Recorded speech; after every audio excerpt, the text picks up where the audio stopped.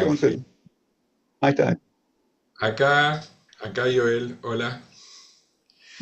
Bueno, hoy, antes de poder disfrutar escuchándolo al profesor Pedro Barreiro, primero quiero hacerles un pequeño anuncio. Quiero comentarles que pasado mañana, jueves 29, a las 18 horas, en la Universidad del Salvador, la Fundación Shalom, que es la que auspicia este espacio en el que nos estamos reuniendo ahora, va a ser la primera entrega de un premio, el premio Convergencias, a la persona o institución. Es un premio anual que se va a otorgar en la USAL a la persona o institución que una comisión de personas que elige considere que merece el premio por su actuación o por su trayectoria en el diálogo interconfesional. Es un premio anual que comienza. La primera entrega será pasado mañana a las 18 horas en la sede de la Facultad de Ciencias Sociales de la Universidad de El Salvador, en el aula magna, aquí en Buenos Aires, en la calle Tucumán, casi esquina Callao. No sé si alguno de los que están escuchando podrá venir y participar porque estamos todos en diferentes. Acá veo a alguien de Córdoba, de Jerusalén, del Comahue. Este, no sé, bueno, de diferentes lados. No sé quiénes estarán en Buenos Aires. Creo que Ángel Schoenberger nos va a acompañar para la ceremonia también, ¿verdad, Ángel? Así es. Así que, Ya escuché bueno, la mitad de lo que de este jueves Córdoba. Sí, a las 18 va a haber una ceremonia, es más o menos una hora de duración. Están invitados todos a participar, va a haber café, masitas y se le va a dar un premio.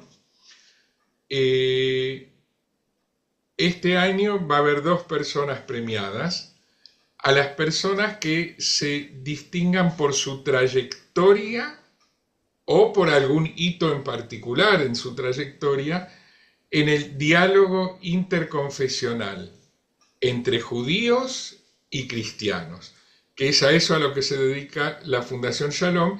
Y la Fundación Shalom específicamente tiene interés en promover el diálogo en el plano teológico.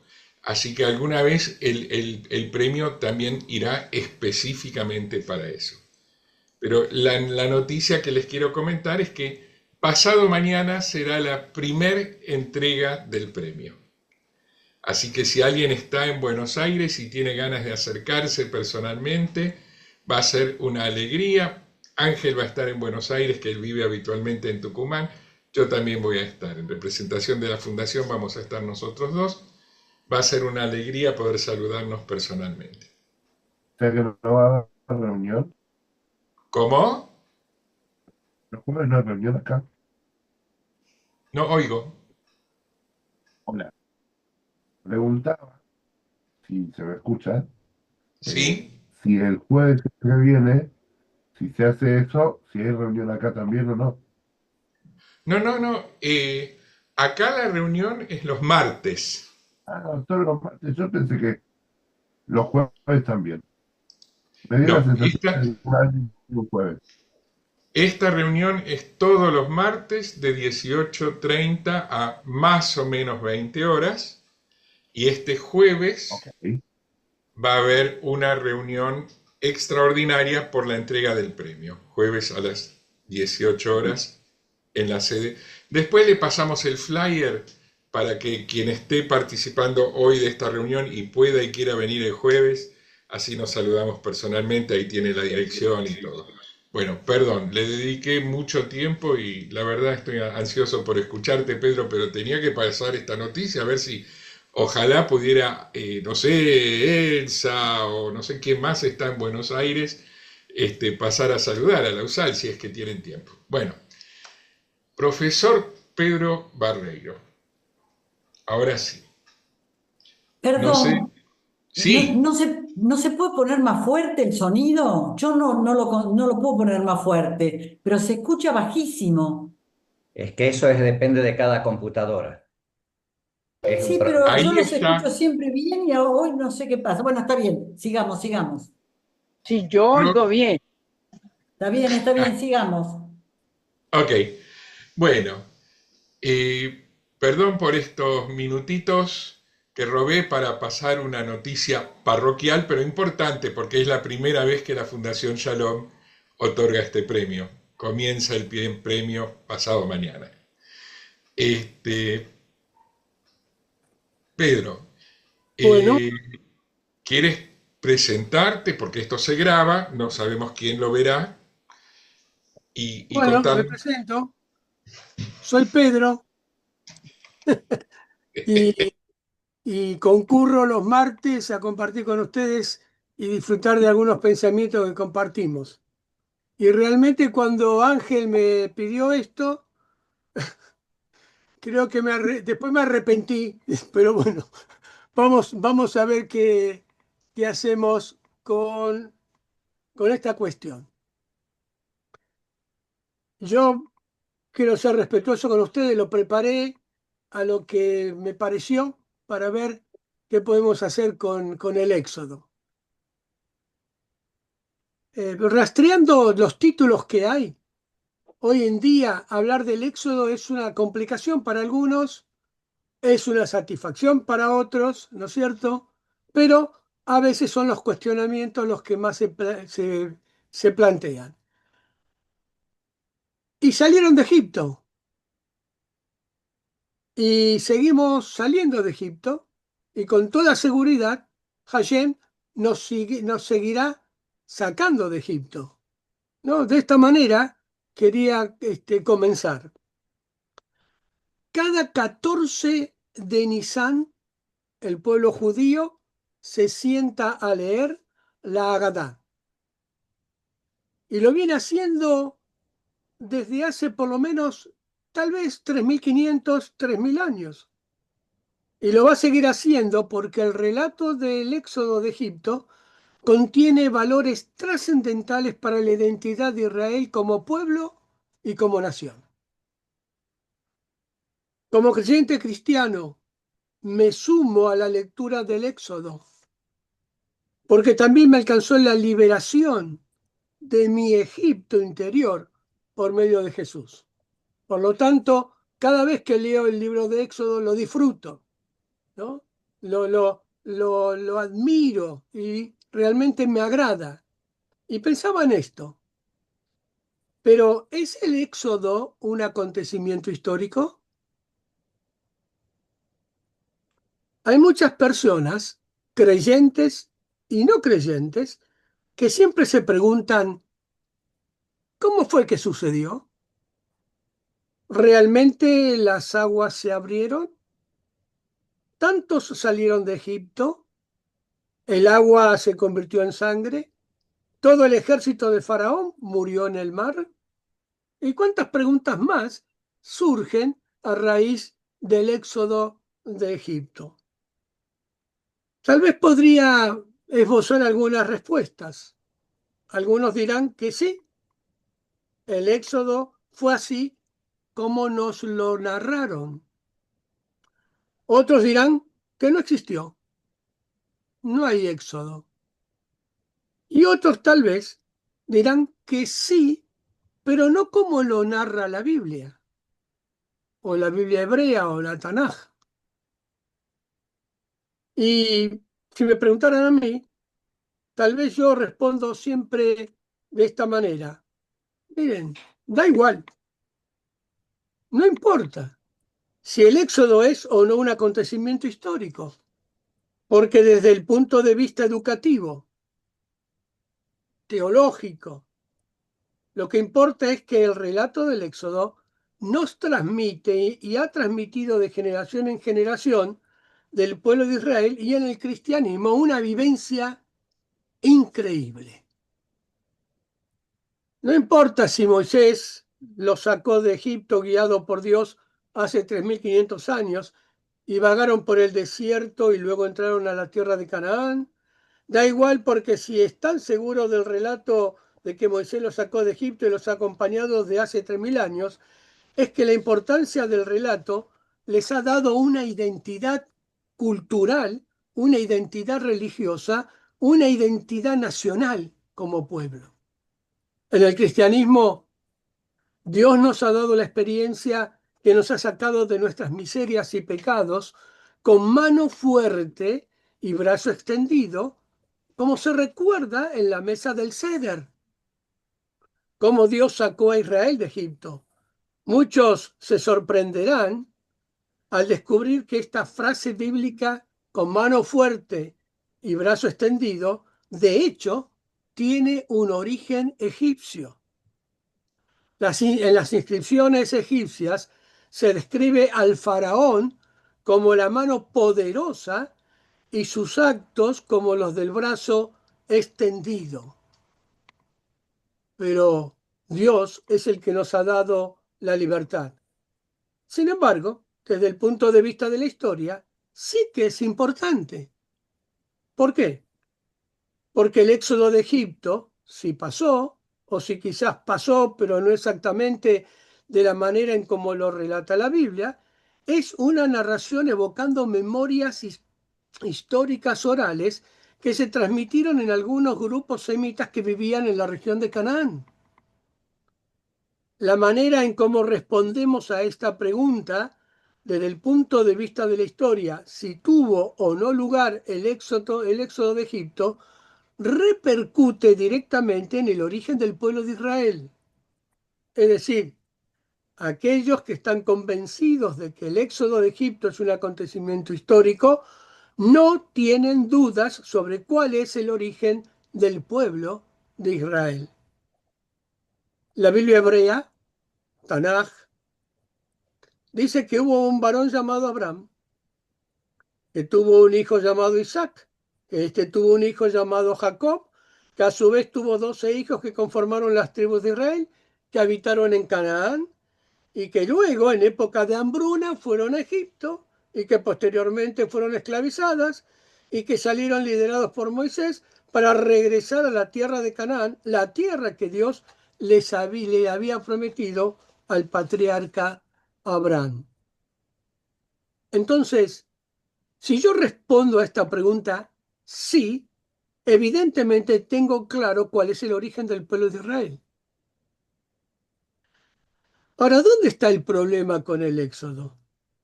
El problema está en que hay personas que responden no.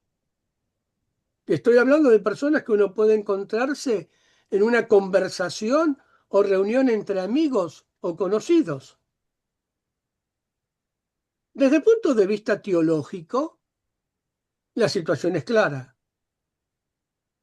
Si existió el éxodo y así lo creemos y aceptamos,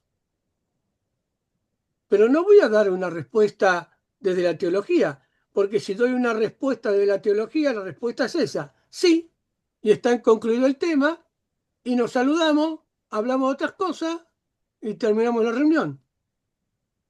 Que esto es lo que creemos. Permítanme que comience a responder a la pregunta de si hubo o no éxodo de Egipto como acontecimiento histórico. Miren, empecemos por el modelo que ustedes conocen seguramente, que es el modelo maximalista. He abreviado muchísimo, ¿no? Este es un tema que da para hacer un seminario, más que para tener 20 minutos, que es lógico lo que voy a tratar de mencionar.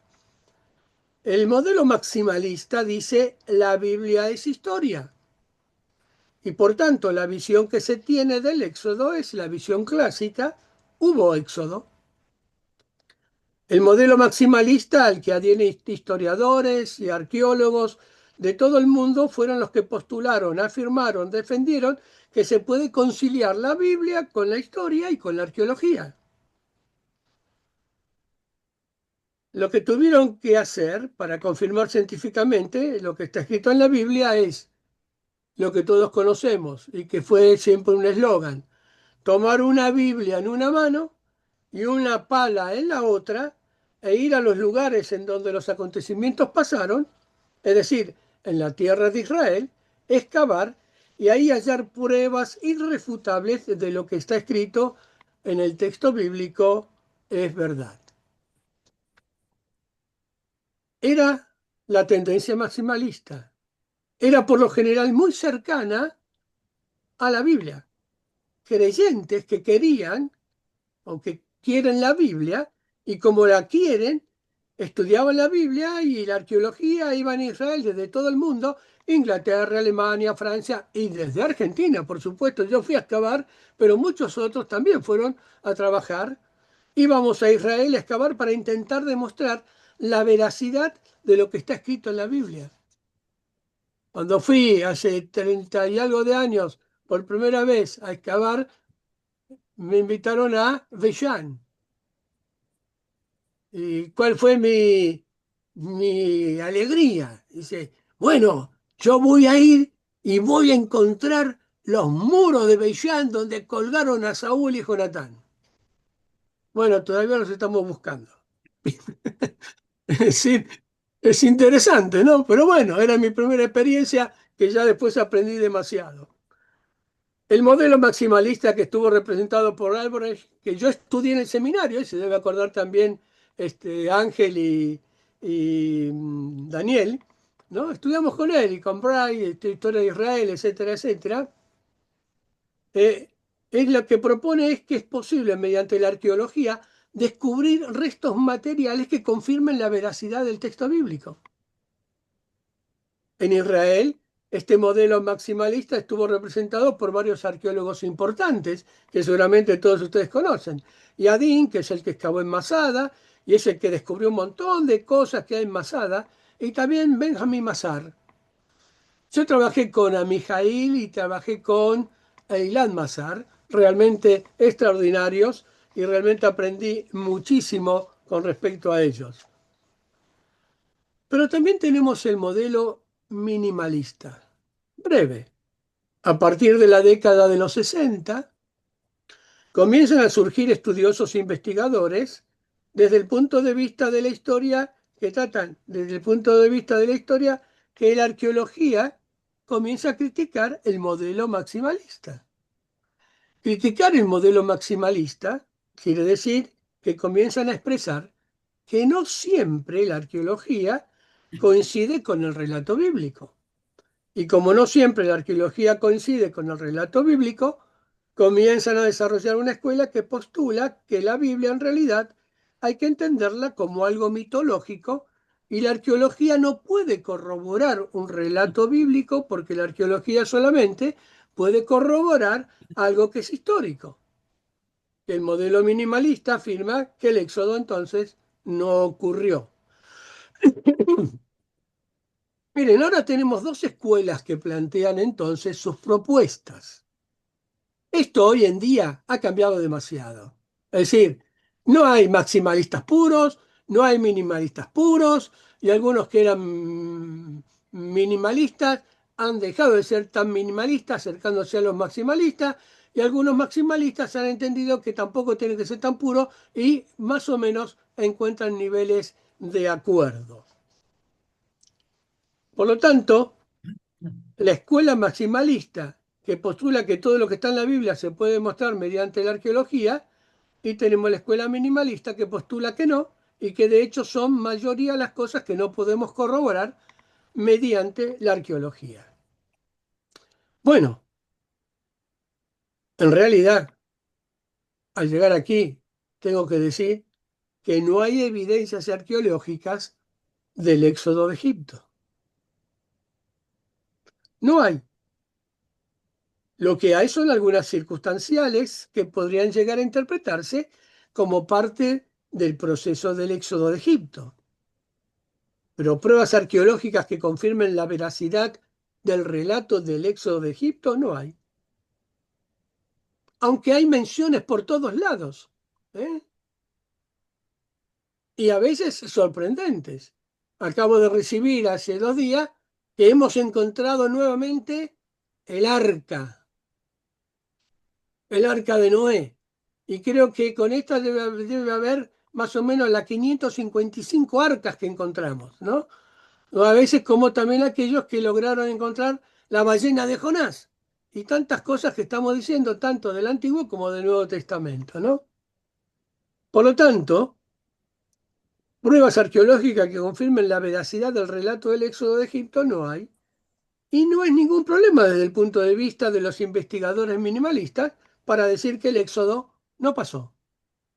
No se asusten, todavía no estoy negando esto, simplemente estoy diciendo lo que más o menos conocemos. Yo no comparto este argumento. Aprendí que la falta de evidencia no significa que no haya sucedido. Es decir, para mí, la falta de pruebas no comprueba que el evento no haya sucedido. Simplemente comprueba que todavía no se han encontrado las pruebas que podrían confirmarlo. Esa es mi opinión al respecto de aquellos minimalistas que ante la falta de evidencias rechazan totalmente el texto escrito. La Biblia es una fuente escrita que tiene que ser analizada de manera crítica. Sí, por supuesto, que tiene que ser analizada mediante el uso del método histórico gramatical o crítico, como suelen llamarlo. Sí, por supuesto, que se tiene que leer aplicando criterios de historicidad. Es decir, para mí, aquellas personas minimalistas que dicen, como no hay evidencia, no pasó, creo que se apresuran. Y a veces se apresuran demasiado a alargar una afirmación porque todavía se sigue trabajando y se siguen encontrando cosas. Sorprendentemente, en uno de mis primeros momentos de excavación, tuve la bendición de estar en Tel Dan cuando se encontró la estela de Dan. Ahí. Y di gracias a Dios. Jamás hubiese pensado en mi vida que siempre que andamos discutiendo a ver si qué encontramos, y ahí decía Casa de David. Y entonces decía a algunos cuantos conocidos amigos, ¿no? Minimalistas, decirle, ¿y ahora qué hacen? ¿Y ahora qué hacemos? Tanto afirmar cosas y de pronto, en el 93 aparece una. Y en el 94 el otro trozo. Y entonces ahora discutimos si está el puntito, la rayita, si esto, aquello, lo otro, como para poder confirmarlo. Sabemos, hermanos, hermanos, que hay una gran cantidad de textos que han desaparecido. Sabemos que hay un montón de archivos egipcios que no se han encontrado. Y muchas personas nos preguntan, ¿es que en Egipto no se encontró ninguna evidencia del éxodo? ¡Qué raro! Si se fueron de Egipto, deberían haber encontrado los egiptólogos evidencias del éxodo. Sí, tal vez deberían, pero no lo encontraron. No la encontraron todavía, porque hay muchas cosas que han desaparecido y que quizás se van a encontrar o quizás no. Pero estamos a la expectativa. Pero sea como sea para mí, es bastante precipitada esa posición de negarlo. La fe judía como la fe cristiana no depende de probar que se abrieron las aguas del mar. Mi fe, la fe judía y la fe cristiana, no depende de eso. No tengo que encontrar a ver cómo, si se bajó el agua, se puso en dos paredes, ¿no? O se cuajó, como dicen algunos. No, no depende de eso. No en absoluto. La Tanaj es palabra de Dios inspirada y así la acepto. Y considero, o mejor dicho, creo que si por algún motivo mañana se llegara a la conclusión, para mí imposible, de que no hubiese éxodo, creo que el pueblo de Israel el 14 de Nisan se va a reunir para festejarlo y leer la Haggadah. Y yo voy a reunirme y voy a festejarlo porque recordaría muy cercana la cena de Jesús y su entrega. Pero también puedo considerar un modelo algo intermedio, que expresa que el éxodo ocurrió, pero no como lo narra la Biblia. Pero algo pasó, es decir, ocurrió, pero de otra manera. Y dejó una huella tan importante que hasta el día de hoy seguimos narrándolo cada vez que tenemos oportunidad. Es un acontecimiento fundacional en la identidad del pueblo de Israel. Y no solo de Israel, sino también de nosotros los cristianos.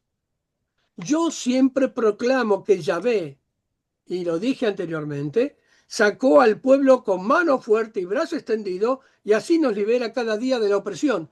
¿Y saben qué? Estoy utilizando la palabra que se aplicaba al faraón, que fue vencido por Yahvé. Por lo tanto, siempre voy a recordar esto.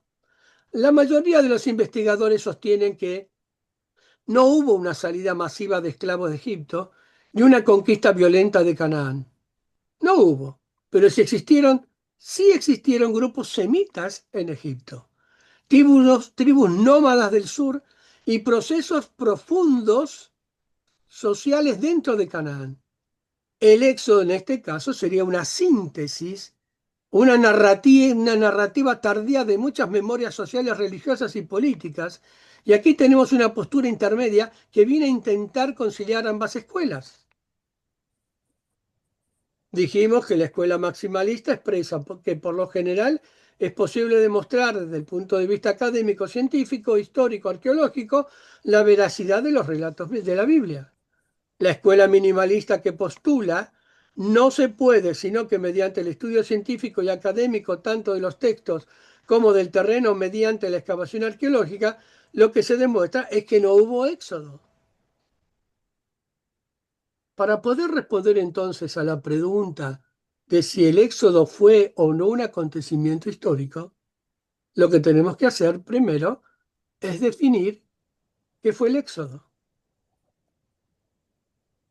Porque desde el punto de vista histórico, la Biblia, no se asusten, no nos narra el éxodo. La Biblia nos narra el éxodo con la narrativa historiográfica, ideológica y teológica de los escribas que pusieron por escrito el relato del éxodo. Por eso, cuando leemos el relato del éxodo, no estamos leyendo la historia del éxodo. Estamos leyendo la expresión teológica e inspirada por Dios, ¿no?, que puso el relato por escrito. No es lo mismo. Si yo voy a intentar descubrir o querer corroborar el relato del Éxodo tal y como está escrito, no lo voy a encontrar. ¿Cómo hago para volver al mar y mirar a ver si el agua se va a contener? El milagro no se analiza, es milagro. Esta es la realidad. Si nosotros hacemos una crítica del texto desde el punto de vista de la crítica bíblica sana, madura, coherente, ¿no?, vamos a intentar entender qué es lo que el texto nos está queriendo decir con el relato del Éxodo. Y quizás podamos encontrar en el texto en donde dice, aquí está el Éxodo de Egipto. La Biblia está escrita de la misma forma en que todos los escribas de todos los imperios y todas las civilizaciones de la antigüedad escribían sus crónicas con milagros, poniendo delante al Dios en el que ellos creían, del Dios al que le otorgaban acontecimientos milagrosos, exagerando la narrativa. Por eso no vamos a encontrar en los egipcios la narrativa de sus derrotas. Nunca la escribieron. Ningún derrotado escribe su derrota. No las escribió.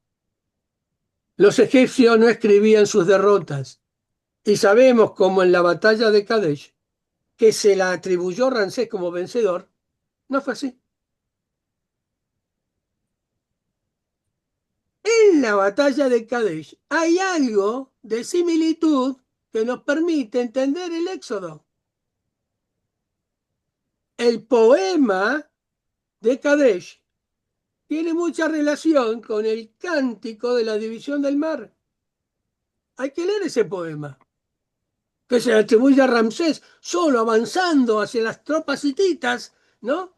Y después escribe que él es el vencedor. Pero la arqueología después demostró que no fue tan así. Aunque después firmaron su pacto, su tratado. Bien, como mencionaba, de la misma forma, Yahvé vence a Ramsés. Es interesante en ese poema. El texto bíblico que está escrito de una determinada forma porque tiene un mensaje que transmitir y tenemos que ser lo suficientemente capaces para poder interpretarlo con la ayuda, en el caso de los cristianos que hablamos del Espíritu Santo, pero también la capacidad mental que Dios nos dio para razonarlo. Y en esto yo quiero volver a leer una frase de la cual muchas veces compartí con ustedes y es la siguiente. La manera en que entendemos la Escritura afectará el modo en que la leamos. En particular, en su doble paternidad exige un doble acercamiento. Dado que la Escritura constituye la palabra de Dios, deberíamos leerla como no leemos ningún otro libro, de rodillas, humildemente, reverentemente, en actitud de oración, buscando que el Espíritu Santo nos ilumine.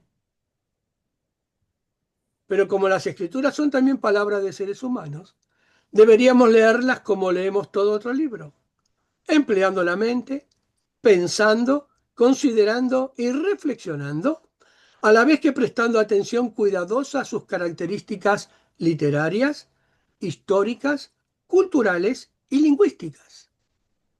Esta combinación de humilde reverencia y reflexión crítica no solo no es imposible, es indispensable.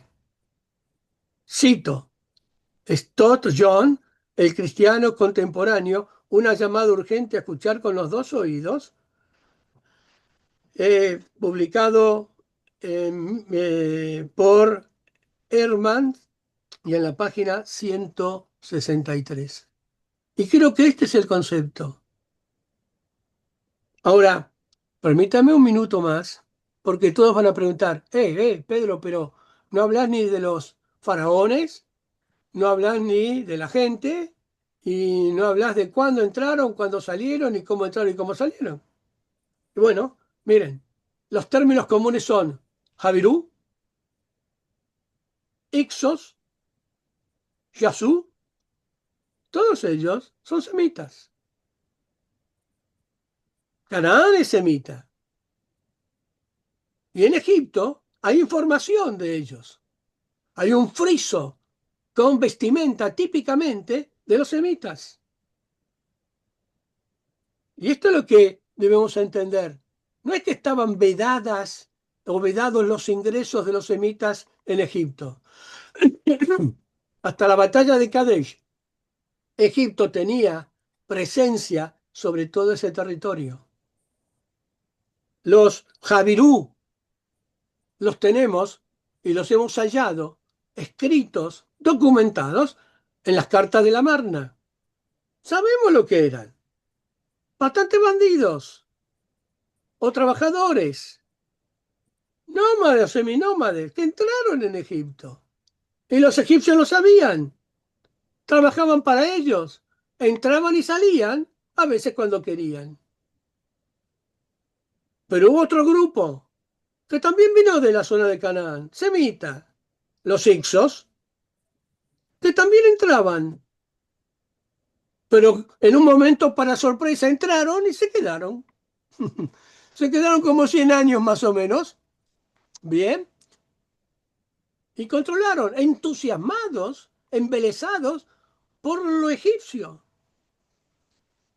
Tuvieron una dinastía que después se encargaron los egipcios de borrarla, ¿no? Y podemos conocer a Manetón, que también lo cita Josefo, etcétera, etcétera. Cosa que es muy, muy extensa, ¿no? pero son semitas, estuvieron ahí.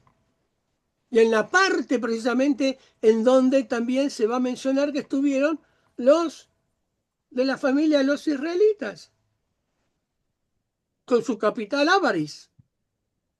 Pero el culto de los tebanos no les gustó hasta que pudieron lograr los príncipes tebanos expulsarlos. Y se fueron. Y tal vez con ellos salieron muchos. Pero hay otro grupo, que son los Yasú, que son de la zona de Edom. ¿Ven? Y son a los que va a conocer el bendito Moisés. También salvado de las aguas, como el famoso Sargón. ¿Eh? Nada más que 1000 y pico de años antes, Sargón. Pero el mismo Moisés, salvado de las aguas. Cuando se va al desierto, bien, ahí conoce a esa gente, a ese grupo, los Yasú, que también podríamos hablar, pero muchísimo de ellos en forma específica, pero no es el momento, no es el tiempo, pero aportan algo. Ellos adoran a Yah o Yahú, que será el Yahvé, ese que se presenta en el Sinaí ante Moisés, en un fenómeno que no voy a poder encontrar la zarza en el Sinaí, esa zarza que arde y no se consume, porque es un milagro, es una presencia de Dios. Y le da el nombre, ese nombre en el cual Él va a llevar y va a sacar al pueblo de Egipto. Lo que quiero con esto decirles es que hay un conocimiento de los egipcios de estos semitas. Los tienen documentados. Se entraban y salían. Algunos se quedaban y otros salían. Bien. Por lo tanto, tampoco voy a entrar a discutir si los 600.000 que salieron, ¿no? O los 603.550, en donde, ¿no? Si estuvieran el tema de la lectura de los números, sería interesante que significaría todos, salieron todos, y no voy a entrar en eso. Eso es el relato, la narrativa, lo que tiene ese sabor que tiene el texto, ¿bien? Y que me agrada. Pero 3 millones de personas en el Sinaí, ¿eh? Ya sacamos cálculo. ¿Cómo marchaban? ¿Todos juntitos? ¿En cuadro? ¿En escala? Unos estarían cruzando el Mar Rojo y el otro todavía estaría esperando. No vamos a discutir eso. Dios lo hizo, Dios lo hizo. Y para que aprendieran a cruzar, tuvieron que empujar a uno para que se metiera en el agua. Eso es lo grandioso. Y el mismo Dios le dice, Moisés, dejate de orar, anda a decirle que marchen y empuja a uno para que se metan en el agua. Esta es la realidad. Eran constantes las migraciones. Unos ingresaban para trabajar y después se iban, otros ingresaban para quedarse y otros se iban. El éxodo como narrativa nacional quizás es el resultado de la fusión de memorias colectivas. Los Javirú aportan el origen marginal. Eran marginales. Estaban siempre circulando por ahí. Eran marginales, pluriétnicos, los describen algunos. Trabajadores errantes. ¿En qué contribuyeron ellos al relato del Éxodo? La memoria colectiva de la servidumbre, la persecución, la esclavitud. Y digo esclavitud, no el esclavismo, porque la esclavitud es que ellos no eran la base de la producción, sino trabajaban en las construcciones. No es el modelo esclavista. Pero tal vez conocer la identidad de forastero, sin tierra, que se encuentran en los patriarcas bíblicos. Estos que de pronto fueron esclavizados, sometidos a la construcción y clamaron, y Yahvé los escuchó. ¿Y qué aportaron los Yazú? El nombre de Dios. Los Yazú son nómades del sur de la zona de Edom. El texto dice, cuando Señor saliste, Dios, ¿no? Del Seir, de Pará, Madián. El origen geográfico del Dios de Israel es un Dios del desierto, no es un Dios de Canaán. No es de la zona de Canaán, no está en los panteones de dioses de Canaán. Por lo tanto, lo que vamos a encontrar aquí es que la revelación del Sinaí, Madián, la zona de Edom, la zona de Joreb es el lugar donde aparece Moisés, en donde camina durante 40 años para guiar a un pueblo durante otros 40 años a esa tierra. El escriba, cuando lo pone por escrito, lo que hace es teologizar la historia. Si vamos a buscar el relato del Éxodo, no lo vamos a encontrar como sucedió. Pero si vamos a buscar el relato del Éxodo de Egipto haciendo una crítica textual del texto y analizando la región desde un punto de vista histórico, quizás sí encontremos algo a través de los contextos y de las similitudes y de los relatos, tal como eran los relatos de los pueblos que ellos conocieron. Y hay algo más interesante para terminar. En el 1207 antes de Cristo, tenemos una fuente, un hallazgo arqueológico en donde está escrita la palabra Israel.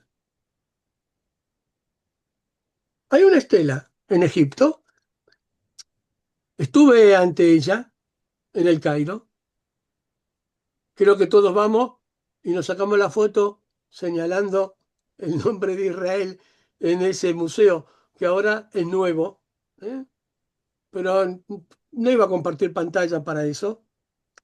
Es la estela de Merneptah, que por cierto es el faraón hijo de Ramsés II, que también quiere fama como el padre, a quien se le atribuye ser el faraón durante el periodo del Éxodo, Ramsés, pero hay una gran discusión que no me voy a meter en ella, si es este, aquel, el otro, 50 años antes, después, qué es lo que sucedió. No me molesta, no me inquieta. No todos los historiadores están de acuerdo que fue durante su reinado. Hay algunos que piensan que fue antes de Ramsés II. De acuerdo que es el padre de Merneptah, el autor de esta estela de 1207. Y miren lo que dice, que ustedes lo conocen, porque está en todos lados, y generalmente la mencionamos. 2 o 3 frases nada más, aunque la tengo entera. Canaán está despojada de todo lo malo. Es decir, todos los semitas de Canaán están todos controlados, todo lo malo. Askelon está deportada. Geser está tomada. Israel fue devastado. No tiene semilla. Y yo digo, esto sí que conocían el marketing en aquella época. Exageraban, exageraban en sus cosas, así como el poema de Kadesh, pero también lo hicieron otros, que puedo mencionar de la Mesopotamia, de toda esa época. Devastado y no tiene semilla. Fíjense, hermanos, que ustedes están aquí. ¿Dónde es que está devastada la semilla? Hoy están vivos. ¿Eh? Uno puede decir, en mi pueblo está vivo. Pero esta estela, ¿qué nos indica? Nos indica que ya para el 1207 a.C., en Canaán, hay un grupo de personas que se llama Israel. Y por lo tanto, el éxodo de Egipto tuvo que haberse producido antes del 1200 o del 1207. Hay personas que se identifican con el mismo nombre, con el que nos identificamos que es Israel. Miren, yo adhiero a esta posición en donde es muy seguro que el éxodo existió. pero tal vez no como nos narra el texto bíblico. Es inspirado, lo acepto como palabra de Dios, pero también creo que dio capacidad a Dios para que escribía, para que el que lo escribió pueda hacer notar a los demás que Él es el Dios. Por lo tanto, la Torá o la Tanaj, el Nuevo Testamento, no es un libro de historia y no tiene que ser leído tampoco como un libro de historia, pero sí tiene que ser leído con crítica textual, porque a pesar de que no es un libro de historia, tiene en sus páginas núcleos que son históricos y que luego se pusieron por escrito. Obviamente, como hacían los escribas en la antigüedad, con un relato, en este caso, como el relato del éxodo de Egipto. Y permítanme que termine con otra frase que generalmente la menciono. Y dice así, dice Eilat Mazar, hace poco tiempo fallecida, con quien tuve el gusto de trabajar cuando estaba excavando ahí en Jerusalén. Y ella dice, una de las cosas que aprendí de mi abuelo, Benjamin Mazar, un historiador israelí, pionero en el campo de la arqueología de la Eretz Israel, es conocido por sus excavaciones en el sitio bíblico más importante en Israel, el sur y suroeste del monte del Templo en Jerusalén. Mazar fue un experto asiriólogo, un especialista en la historia bíblica. Él desarrolló el campo de la geografía histórica de Israel, autor y editor de más de 100 libros y artículos acerca de la Biblia, la historia y la arqueología bíblica. Se desempeñó como presidente de la Asociación de Exploración de Israel y del Consejo Arqueológico de Israel. Entre 1951 y 1977, Mazar se desempeñó como profesor de Historia y Arqueología Bíblica de Palestina en la Universidad Hebrea de Jerusalén. Su nieta Eilat Mazar y su sobrino Mijael Mazar, con quien trabajé, desempeñan un papel importante en el campo de la arqueología de Israel. Eilat Mazar es quien excavó en la zona del Monte del Templo en Jerusalén en búsqueda del Palacio de David. Ella decía, una de las muchas cosas que aprendí de mi abuelo fue cómo relacionarse con el texto bíblico. Porque contiene dentro de sí la descripción genuina de la realidad histórica. No es fácil diferenciar las sucesivas capas de las fuentes textuales que se han ido acumulando a través de generaciones y que no siempre tenemos las herramientas para hacerlo. Pero es evidente que en el texto bíblico, posiblemente, no a simple vista, están los elementos de la verdad histórica. Yo creo en el éxodo de Egipto. Me deleito. ¿Saben qué? Me sonrío cuando leo el poema de Kadesh y los cantos del mar. Y le digo, Ramsés querido, ¿y ahora qué haces? Me divierto cuando veo las imágenes. Pero también me sonrío cuando alguien me dice, encontramos 3 ruedas del carro de Faraón en el fondo del mar. Es que se murieron todos. Y yo digo, hermano, seamos coherentes. Bien, no necesito 3 ruedas, no necesito carros, no necesito un canal que me permita cruzar el Mar Rojo. Dios lo hizo. Dios lo hizo. ¿Y saben qué? Lo voy a decir así. Hermanos judíos, ustedes salieron. Y nosotros también salimos. ¿Y saben qué? En este tiempo, yo anhelo que con mano fuerte y brazo extendido, Yahvé o Hashem, o como ustedes lo mencionan respetuosamente, nos va a sacar de este tiempo que estamos viviendo. Porque Él es poderoso. Tal vez, a lo mejor, no fue tan así, pero que fue, fue. Gracias y bendiciones para ustedes.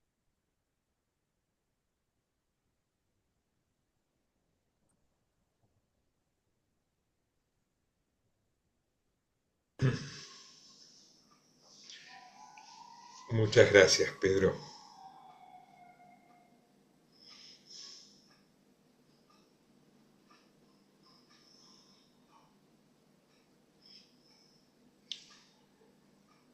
Muchas gracias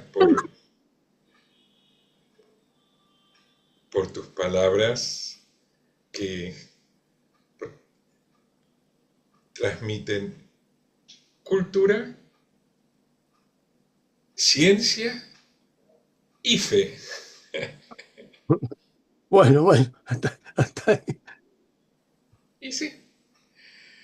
Y que además creo que van a requerir unos momentos para que sedimente todo esto, para que los integrantes del grupo comiencen a comentar qué han sentido, qué piensan. De Alejandro Gordillo, excelente exposición, muy buena, primer comentario.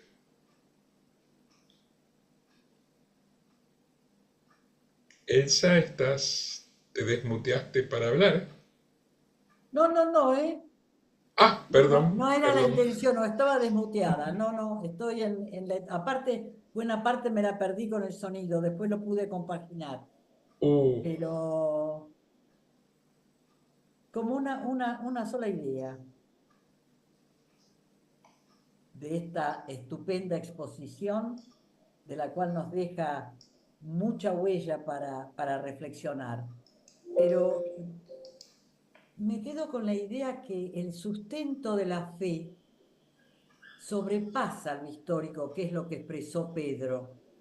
No es la fehaciente afirmación de la investigación arqueológica lo que le va a dar sustento a mi fe. El sustento de mi fe está en otro lado y está en la palabra de Dios que enriquece. Todo lo que podamos constatar es conocimiento, le da estructura a la cultura, como citaste vos mismo al comienzo. Pero la fe sobrepasa todo eso. La fe va más allá de todo eso. La fe tiene bastante con las propias dudas fundamentales que pueda generar cada uno en su interioridad. Simplemente decir, ¿será cierto lo de Dios o es un conformismo? Sobrepasa lo que me pueda decir la arqueología, que me fascina. No es para despreciar nada, y la indagación humana siempre es un enriquecimiento, y el aporte histórico nos ubica como humanos. Pero la fe nos da la parábola de la trascendencia, y eso sobrepasa la minuciosidad, como decía Pedro, de si encontré la piedra, si encontré el pedacito de pared, si encontré un símbolo para decir, no, yo creo porque está esto. La fe supera todo eso, por lo menos es mi vivencia. Y vuelvo a decir, soy una apasionada de todo lo que se pueda descubrir, pero soy una apasionada de una fe viva, que sé que tengo que alimentarla y la alimento con el testimonio de Dios que veo en mi prójimo.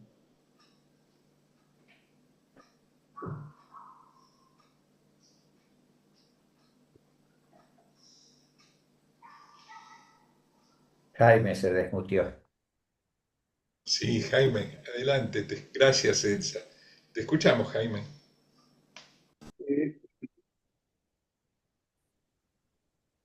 Es tan hermoso lo que escuché que me lleva, como siempre, voy a los orígenes de mi vida, cuando mi mamá, que no era particularmente observante, nos contaba la historia del Éxodo. Y en esa historia nos sentíamos reivindicados de todas las penurias. No nos preguntábamos si era verdad o mentira, era verdad. Pasa el tiempo, nos volvemos más cultos, nos volvemos más incrédulos, y volvemos a repetir las ceremonias que mi mamá no hacía, pero que mis tíos y mi mujer, mi familia sí hacía. Y entonces, preguntarse si era la verdad histórica o no, no tenía ninguna importancia, porque las conclusiones eran las importantes. Si era verdad histórica, ni se nos pasaba por la cabeza. Por eso este extraordinario comentario de Pedro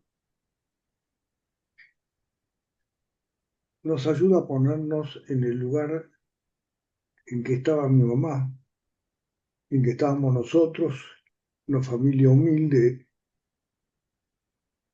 terriblemente castigada por la vida. Nos aferrábamos al hecho del Éxodo. Dejaba de ser importante los detalles, era sabernos predestinados a continuar siendo judíos. Entonces, para mí, más allá de toda la sapiencia que admiro, por supuesto, la vida nos fue enseñando muchas más cosas que aquellas que aprendimos en nuestra infancia, pero que nos permite vivir sabiendo que no todo es, aunque me encanta la historia, no todo es verdad. Todos los hechos históricos que aprendimos en la escuela tampoco son verdad. Son un poco embellecidos, pero el espíritu del Éxodo está acá para quedarse y no se va a ir. Porque siempre va a haber niños, jóvenes, adultos y viejos que van a encontrar en el Éxodo el espíritu que necesitamos para enfrentar las dificultades que sin duda las hay hoy, tanto como en el tiempo de los faraones. Estamos viviendo tiempos extraños y peligrosos, y a dónde vamos a recurrir, si no es a través de las cosas espirituales que nos permiten afrontar y pensar en un futuro mejor. Entonces, Pedro, sos un hermano. Gracias.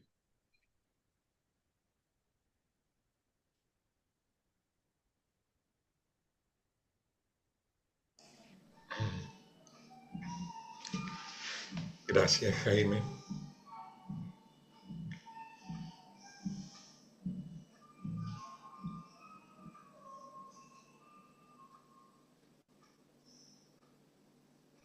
Buenas noches.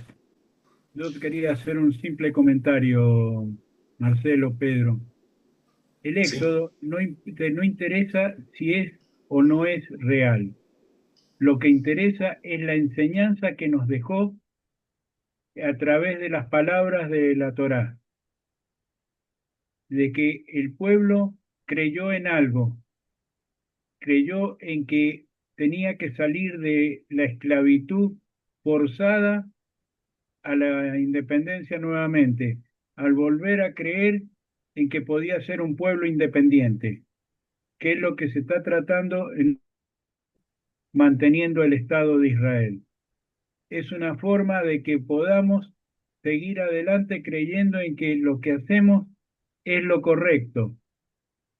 Que haya sido real o no haya sido real, que haya sido un cuento muy bonito, no tiene nada que ver, no tiene importancia. La importancia es la enseñanza que dejó y que deja la Torá cada vez que repetimos, todos los años, volvemos a repetir la salida del pueblo de Egipto. Eso es lo importante. Que nos creamos o no lo que ha sido, eso es aparte. Muchas de las cosas son increíblemente que no se sabe si fueron reales o no fueron reales. Si realmente el Mar Rojo se abrió, el Mar de los Juncos, o fue un tsunami que abrió las aguas para que pasaran y que se cerró justo que venían los egipcios y no que venían detrás del pueblo como se muestra en las películas, tan bonitos que no alcanzaron a cruzar y se cerró detrás. Es, son todos hechos posteriores, como la mente ha querido representar. Lo importante es la enseñanza que nos dejó. Gracias.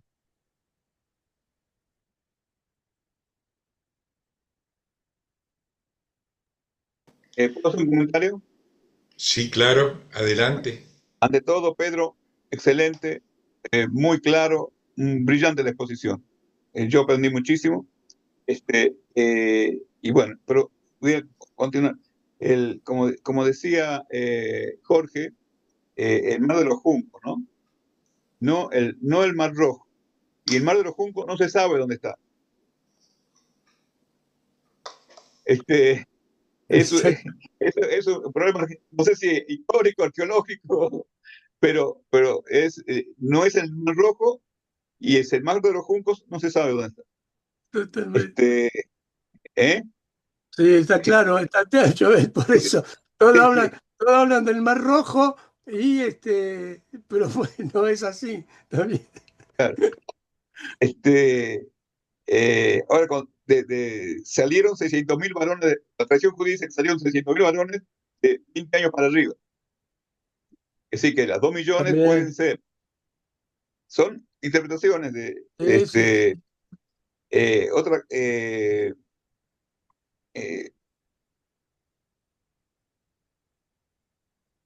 Una cosa es como una anécdota, ¿no?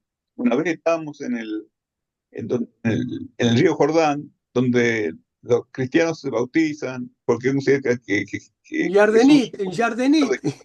Yardenit en el norte, que hay Sí, dos sí. lugares, uno Sí, para sí. católicos y otros para protestantes. Protestantes, Sí, seguro.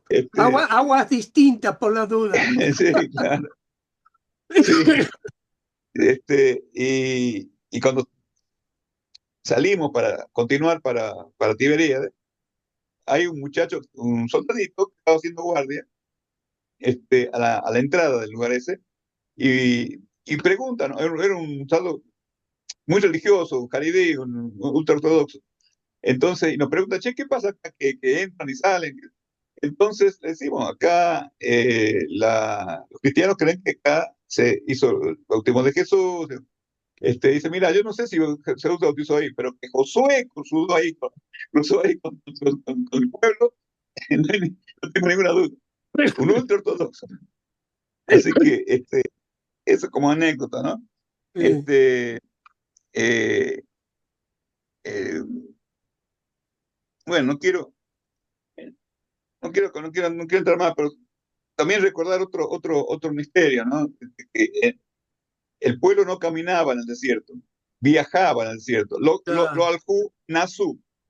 Sí. Esa es la palabra que se usa en la Biblia. Sí, No sí, sé qué sí. significara en aquella época, pero hoy en día lo usamos para viajar. Y con todo lo que, y con todo lo que implicó eso, porque ni su pie ni su ropa. Pero Claro, permíteme que te cuente un detalle cuando hablaste de Jardenit, porque sí, hace muchísimos años, cuando yo fui por primera vez, también fui ahí, porque lógicamente, si uno iba, claro, había que mojarse.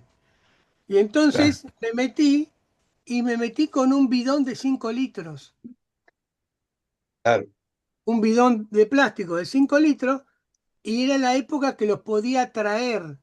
Así que me lo traje en la mochila a la Argentina. Así que fui famoso, porque tenía un bidón del Jordán donde se bautizó, ¿no? Y muchos venían con un frasquito a pedirme agua, ¿no? Todo sin vender, sin vender, simplemente era de gracia, ¿no? Pero, la idea era que me decían, Pedro, traete un bidón de 5 litros para distribuir aquí en la zona. ¿Eh? Así que era agua de protestantes, no de grupos católicos, por la duda. Es un chascarrillo, ¿no? eh, el que constantemente trae el agua ahí del otro lado, del sur del Jordán, mi hermano. Cada vez que viaja a Argentina trae también unos litros para su amigo cristiano, ¿no? Este, eh, Ángel, ¿vos lo viste también? No, no, bueno, No, no, yo no saqué agua. nosotros para los amigos católicos, sí.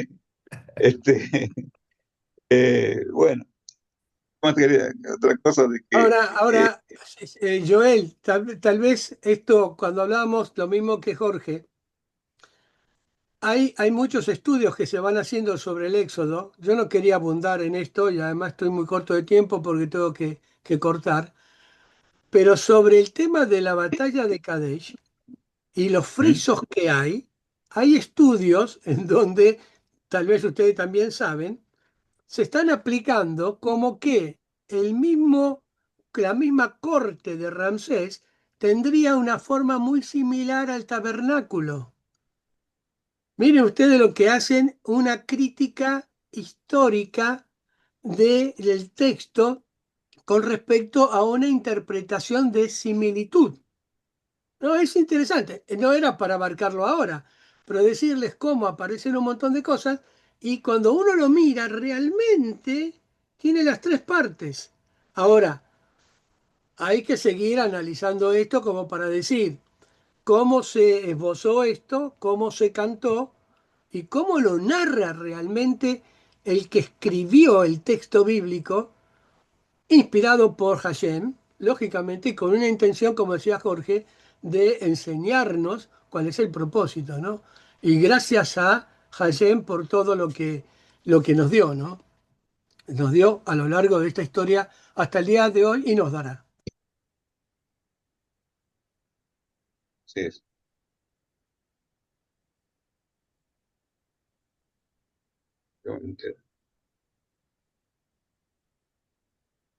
El problema tiene que ver con la película, el documental esa de El Éxodo decodificado.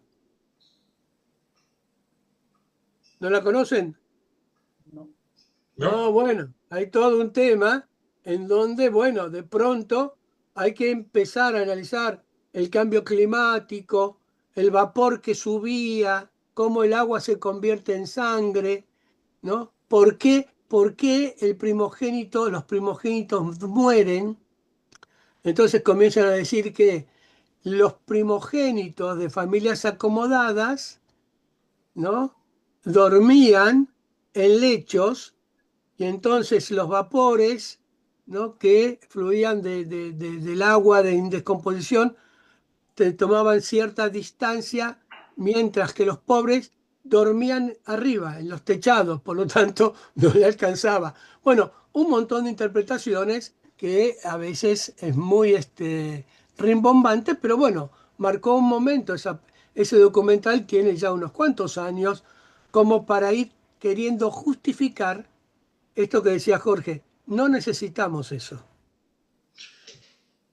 Una pregunta. Sí, Vos antes hablaste de una rueda de los carros Sí, del sí, faraón que se sí, encontró, sí, bueno, no en el Yamsuf, no en el Mar de las Cañas, en el Mar Rojo, sí, supongo. sí, sí, sí. Che, ¿no se les habrá caído cuando la filmación del documental? Y puede ser, ¿eh? Puede ser, puede ser. Vos sabés que, para decirles ustedes que tal, tal vez es muy, muy, bueno, se los comento. Ustedes saben que alguien estudiando y buscando los lugares, no sé si la misma persona, ya fallecida, dice que encontró donde la cruz está clavada, ¿no? Y que estuvo analizando porque la sangre que corrió por el madero pasó por los huecos y quedó en la gruta y tomaron muestra de esa sangre, la mandaron a analizar y para sorpresa, esa sangre tiene lo que corresponde a la mujer, pero no al padre. Entonces uno dice, no necesitamos esas cosas. No necesitamos ese rasgo de milagro. Yo creo en la obra de Dios y en los portentos de Dios, pero tampoco es una cuestión de forzar las cosas, o al menos como para decir, y la Biblia tiene razón. No necesita, la Biblia tiene razón. La Tanaj tiene razón. Eso que era el texto clave y la Biblia tenía razón, tal vez el título no es así. La palabra de Dios tiene razón. Y uno puede ir encontrando ahí, en todas esas capas, elementos reales de la historia. Hoy en día la arqueología, inclusive la que están haciendo al lado del muro del lamento en la parte sur, este, hay hallazgos que están relatados en la Biblia, como Sí, la pileta de Siloán, claro, eh, claro. otra entrada de David por eh, a la ciudad por una cueva que la tallaron, Ujú. también se encuentra una cueva tallada. Sí, sí, sí. Cosas interesantes, ¿no? Y están, Yo bueno, otra cosa, trabajé la en zona, esos lugares una temporada breve, pero sorprendente. Es decir, uno va encontrando eso, bien, ahora está el relato y está lo que se encuentra, pero no es para verificar el relato, sino que sabemos que el relato apunta realmente por lo que Dios quiere enseñarnos y vivenciarnos, ¿no? Y eso suma, pero no es indispensable para corroborar el texto. Lo que sí tenemos que entender que hay que leerlo porque a veces también tenemos algunas discusiones con las plagas y no es que hay un error en el texto, sino cómo fueron escritos. Y el faraón no muere ahogado porque en otro lado vuelve. Por lo tanto, salvo que te haya tenido una pata de rana y un tubo de oxígeno, ¿no? Pero no es así. Es decir, de pronto la narración nos lleva a eso, ¿bien? Y no es que hubo error, sino cómo se ha escrito y ha sido de bendición a lo largo del tiempo hasta ahora y hasta que Dios lo disponga, ¿no? es-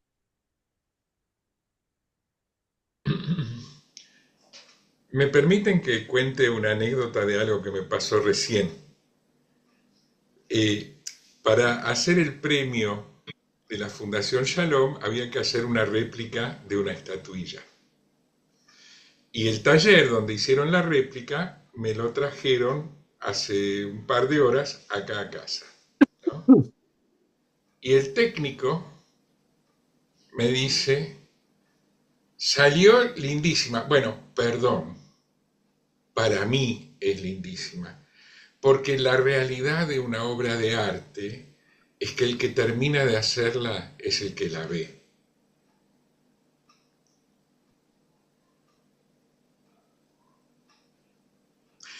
Y yo creo que ese señor, que es un artista o artesano, no sé cómo se calificará él, pero es un ser humano con su sabiduría de vida, dijo algo que es aplicable también a esta conversación. No es tan profundo y tan claro como todo lo que dijiste vos, Pedro, pero hay algo en eso, de que en realidad la materialidad como fundamento de una verdad, para algunas cosas será muy importante. No digo que no importe nunca, pero cuando estamos hablando de sagradas escrituras, de la palabra, por ahí no es lo más trascendente, demostrar la materialidad de los hechos descritos, sino que por ahí lo más importante está en la mirada del que lee esa palabra, cómo se acerca, cómo lo toma, para qué le sirve. Totalmente. Ahora, qué interesante que cuando se trata de un artesano hablando de su trabajo, es sentido común. Pero cuando se trata de las Sagradas Escrituras tenemos que estar horas pensando para entenderlo y aceptarlo, ¿no? Ese era el comentario, hasta ahí nomás. Si ustedes me disculpan, yo debo retirarme, les agradezco. Bueno, Y bueno, hay muchas mucho gracias. más, hay mucho más, pero bueno, gracias por el aguante y No, bueno. muchas gracias a vos. No, Pedro, muy buen qué explicado, gusto muy compartir lindo. contigo esta charla. Gracias, Pedro. No, gracias a ustedes. Bueno, Gracias. Muchas gracias. Muy bueno. Bueno, finalizamos. Gracias, Sí. Marcelo, por la invitación y por poder participar con ustedes. Gracias por venir, para mí es un gusto, gracias por permitirme compartir esto acá, por supuesto. Y después mostrar la estatua que te ha hecho el artesano. La voy a mostrar con mucho gusto, pero ahora la puse en un lugar, en una caja, no sea cosa que se me caiga y se me rompa hasta el jueves. Por eso no la muestro, pero es una obrita de arte. Les voy a mandar al grupo una filmación o una foto, el grupo de WhatsApp, donde les llega la invitación para participar de la reunión, así la pueden ver ahí. Lamentablemente me queda lejos y tengo muchas actividades yo también acá en Mendoza. Son 1100 Mendoza kilómetros. es un poquito lejos para venirse especialmente por una horita nada más. Entiendo, qué pena. Bueno. Así es. Un gran abrazo y que la pasen muy bien y que Dios los bendiga. Amén, amén, igualmente. Amén, amén. Bendiciones. Nos despedimos. Shalom, shalom. Shalom Alejem. Shalom. Hasta el martes. Lástima, no puedo ir el jueves, me queda lejos. Shalom, shalom. Shalom, shalom. Shalom.